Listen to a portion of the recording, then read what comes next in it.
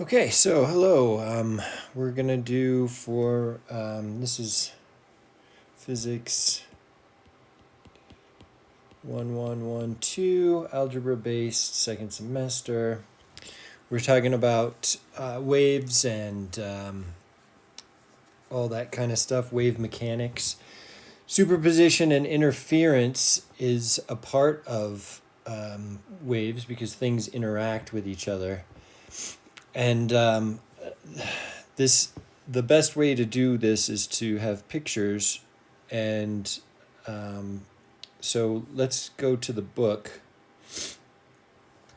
And in the book, we have a picture, the very first thing, figure 16.35. And I don't know if you can see, but there's two different sets of waves coming in. There's one set that's kind of parallel to the beach or the edge of the lake there, and then you have another set that's perpendicular just about to the edge of the lake, and they are both, of course, traveling waves.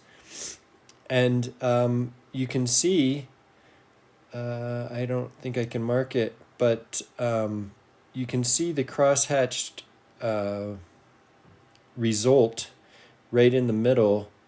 It gets dark. You can see the darkest and the lightest parts of the waves in that cross-hatched way.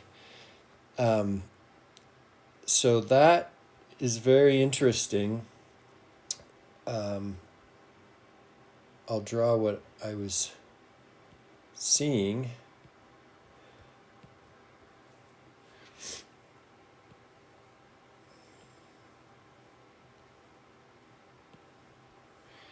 So the crests were in places like this, and then the trough depth was in here. And it was obvious that we had two sets of waves. We had one set coming in this way, VW1, and we had VW2. Okay, so what are we going to do with all that? Well, we're going to look at just a wave or two in one dimension. So we have x, so we're going to go to one dimension, and we have 1x and y wave.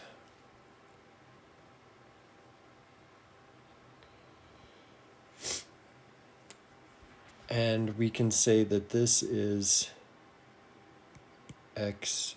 Actually, we're going to change it. This is y and this is x. Okay, so our displacement in this direction is in the x direction, and the object is moving in that direction. We'll call it y because they're orthogonal to each other.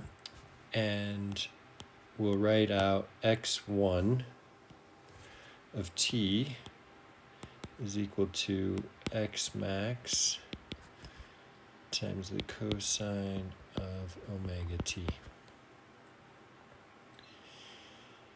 And then we'll have another x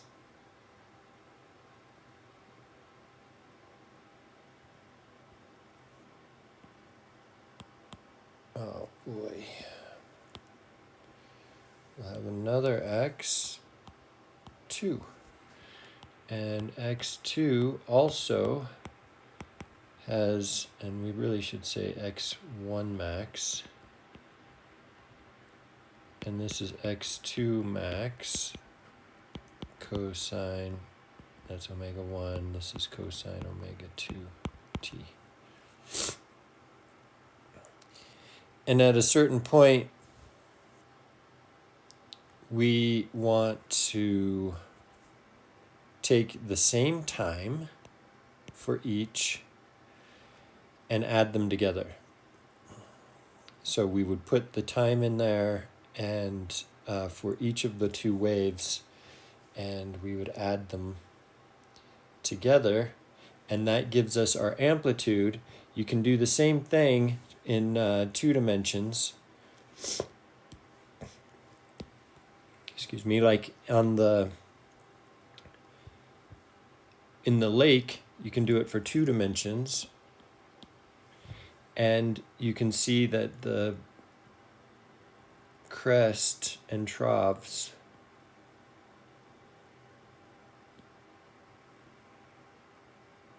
kind of go up and down and up. And that 2-dimensional crest trough situation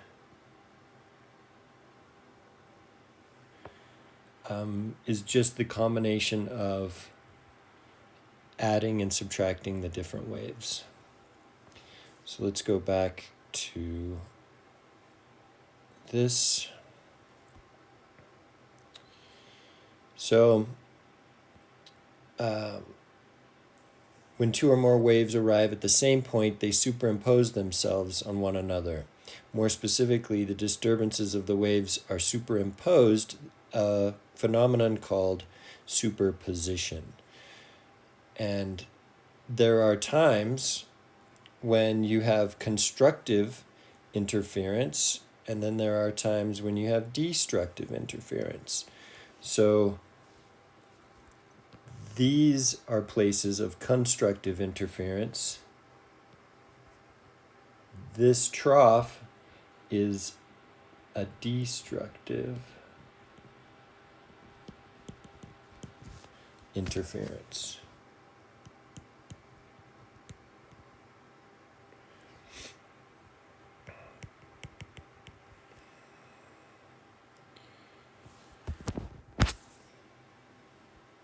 And don't forget, we're talking about interference. Oh boy, I do that. We're talking about interference now. So this is destructive interference for the troughs and constructive interference for the peaks, for our peak here.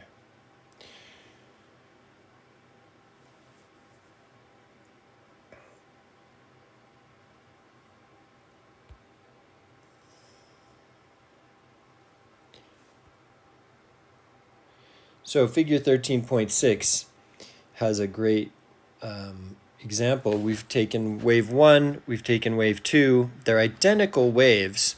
So your resultant then, if you add them together, you would expect to get 2x, right? For this 1637, they're completely out of sync. So one is 180 degrees opposite of the other. So wave 1, let's say we start with wave 1. Wave 2 is 180 degrees opposed to wave 1.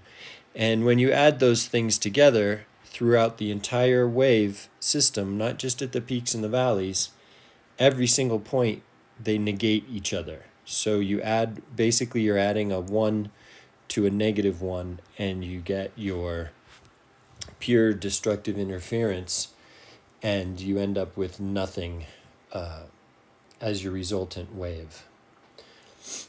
There are other ways to do this, and the picture that I drew was more like this situation where we have wave 1 with a larger wavelength than wave 2, and you're going to add them together. So you add those things together, and your resultant is this superposition of these two waves that are not identical. And it also shows where you have constructive and destructive interference. So it's very easy to see. Standing waves. So they're using this glass of milk in a refrigerator, or if you saw Jurassic Park and you saw the waves show up in the little cup as the Tyrannosaurus Rex was coming, and they're in the Jeep, and there's this cup of water, and the thump of the Tyrannosaurus Rex makes the water oscillate. And so then you had this standing wave in the water. It would be neat to see a picture, but that doesn't matter. This is the key. Here we have waves going in opposite directions. We've got wave 1 going to the left. We've got wave 2 going to the right. And at certain times, they add constructively together at t equals 0. At t equals a quarter of the period for each of the waves, they have the same period, you get nothing. You get total destructive interference. Then you get constructive interference again. However, it's the minus of the resultant. It's 180 degrees out of sync, out of phase. And then you have, again, your 3/4 of tau of the period, and you end up with destructive interference. And then when you get back to your 2 pi t equals the period, then you get your original thing that you had at t equals 0. So we've already talked about fundamental frequencies, and we haven't talked about overtones or nodes or antinodes. So standing waves, that's where the nodes and antinodes come in. So let's say we have a standing wave. It can be a sound wave. It can be a string, a taut string, like on a guitar. It could be anything. But the wave has a certain wavelength, and we're only allowing half of the wavelength to exist. So we have, say, a string between the left side and the right side, and we pluck the string. We've got our nodes on each end. A node would be where the amplitude is always 0. Then we have the antinode, and the antinode is where the maximum amplitude occurs. And you can see that these are the same equations. The frequency is the velocity of the wave divided by 2L, and lambda is equal to 2L, of course.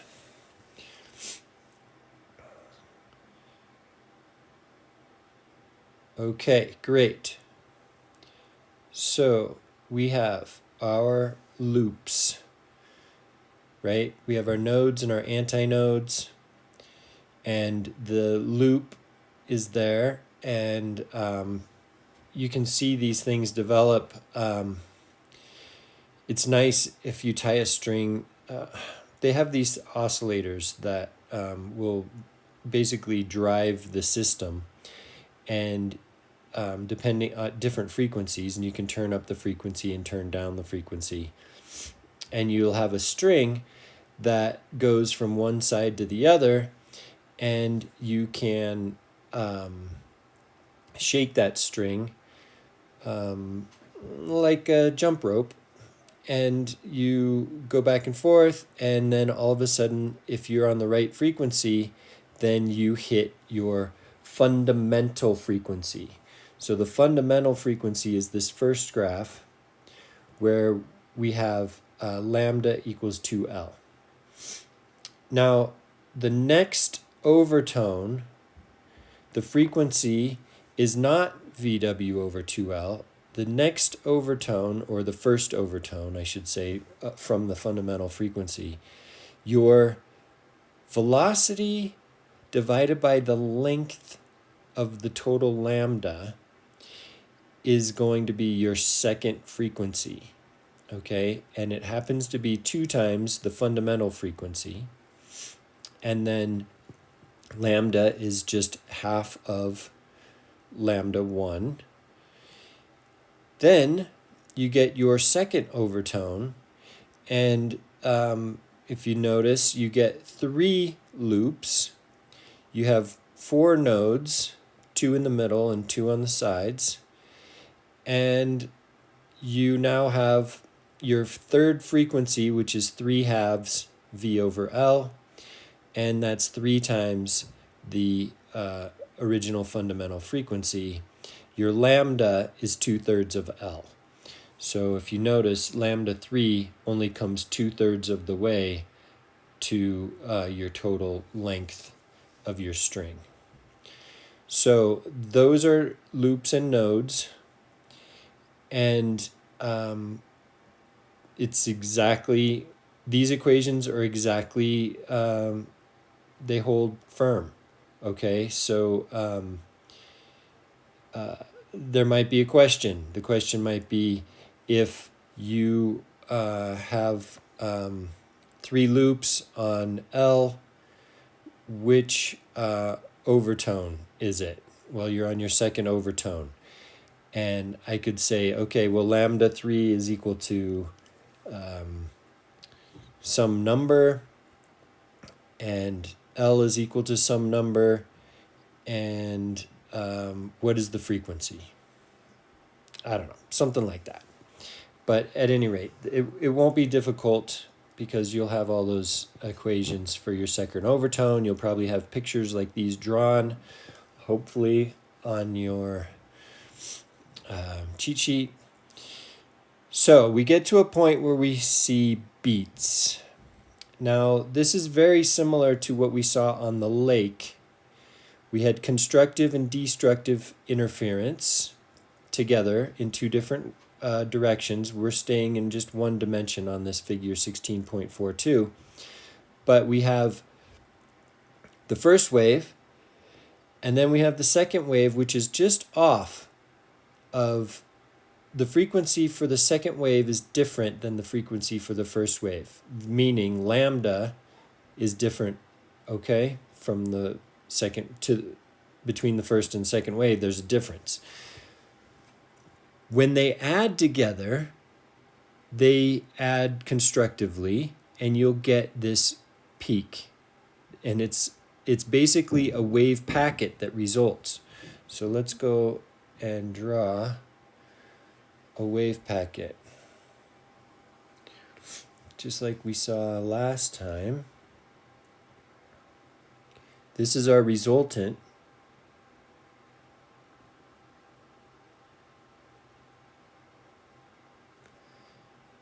And it starts off small and gets bigger.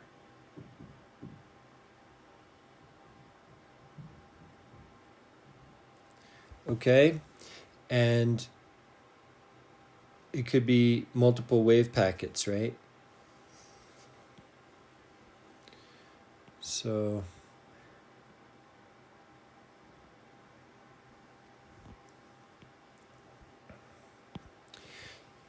but this is our wave packet.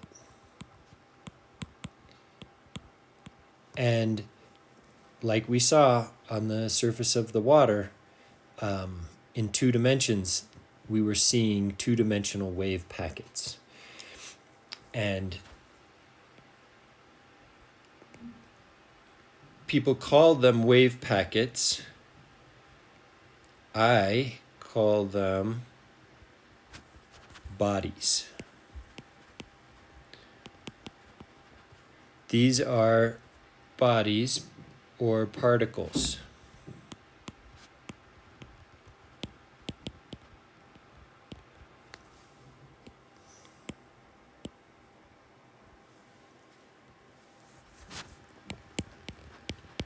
My handwriting's bad, but it's even worse with this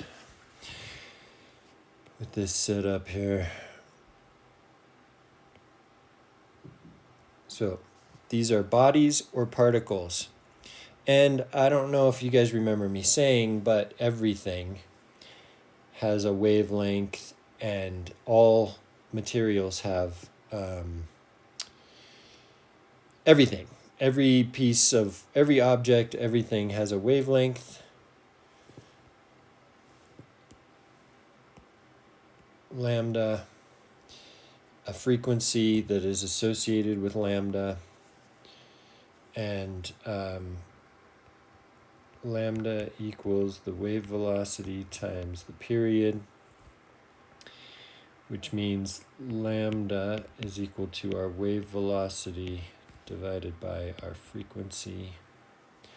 So that's how you get back and forth between lambda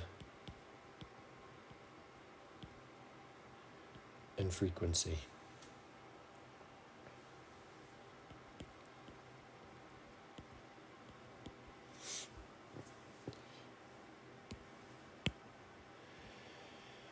Okay, we're not going to talk about any further about the wavelength of objects until we start talking about photons and electromagnetic things. So a photon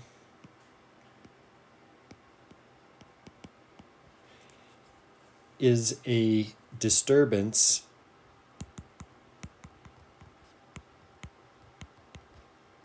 in the electric field.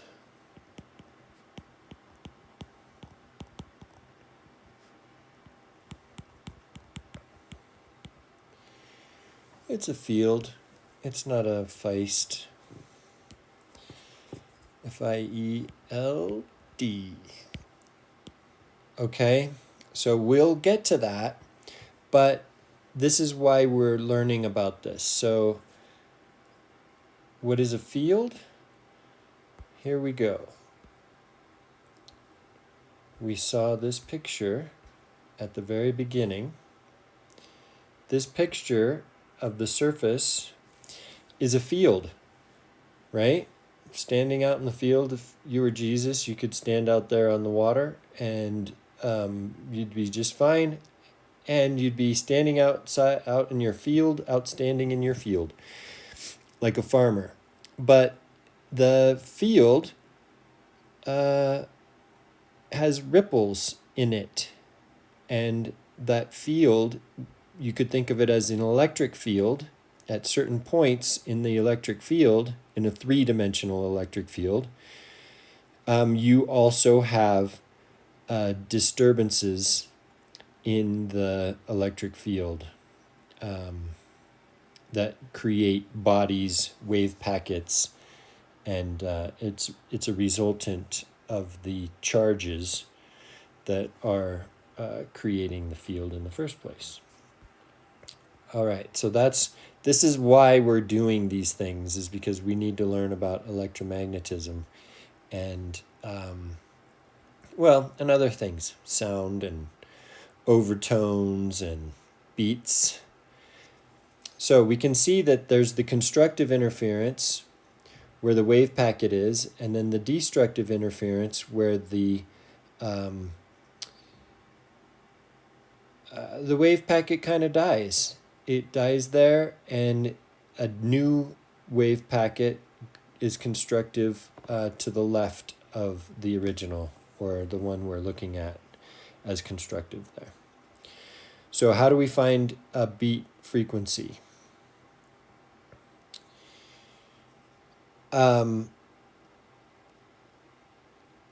We add the two waves together, and so we have, if one wave is x at the top here, 16.69, x cosine 2 pi f t, which is really just omega t, right? So we'll have omega 1 and we'll have omega 2. And if we add omega 1, x cosine 2 pi omega 1 t plus x cosine omega 2 t in 16.71, then we get 2x cosine of that times the cosine of that, and FB is just F1 minus F2.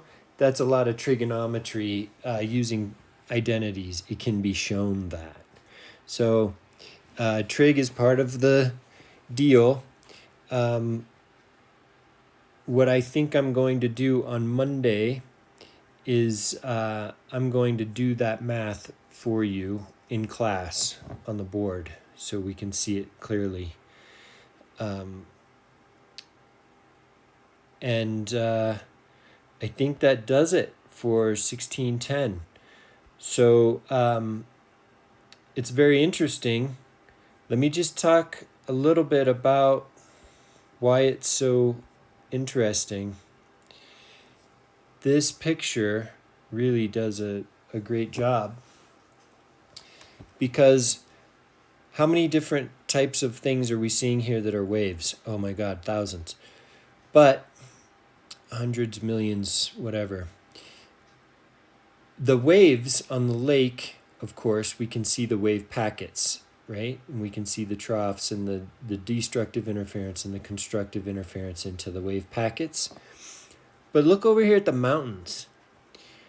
The mountains come about because the crust of the earth gets compressed together and it has nowhere to go. It's a compression wave that splits to be forced to be a translative. Is that the right word? Oh God. Transverse, not translative.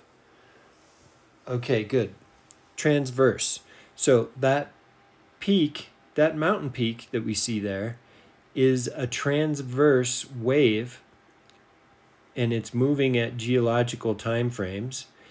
Not only that, friction is tearing it down through erosion, and there's so many factors that went into creating. There's the different materials of the different rocks and all the other things that combine. But what I'm trying to point out is life is messy and nature is messy, and there are so many different things that interfere. If all of it is waves and all of it is particles or wave packets, they're all interfering with each other. Some have resonance with others and some don't. And when they do have a resonance, then you'll get your displacements and the energy will get transferred from one form to another. So that's it. I just wanted you to think about that. And we will hit on Monday. We're going to hit the trigonometry behind the these equations here. So I'm going to spread this out. So not only it can be shown, I will show that in class, and we'll continue on from there. Okay, thank you.